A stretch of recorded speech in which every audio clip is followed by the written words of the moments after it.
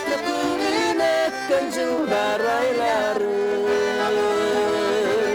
жаштык күнүн өткөн жылдар айлары.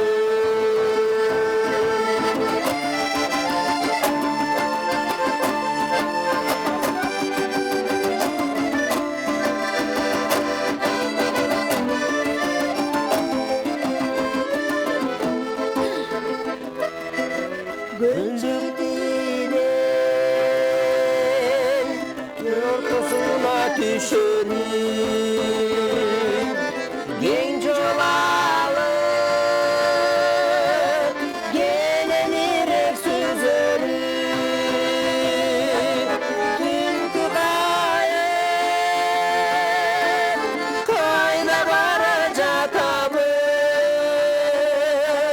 bu rahat emes beken düştüm. Bu rahat emes beken düştüm. Bu rahat emes beken düştüm.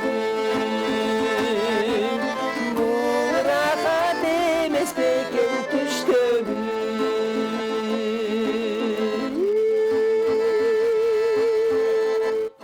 Эй, баракелде, азаматсыздар, бар болуңуздар. Аида Сартбаева, Айбек Касымов, Кара кыздар часовунун керемет чыгарма программабыз улап берди.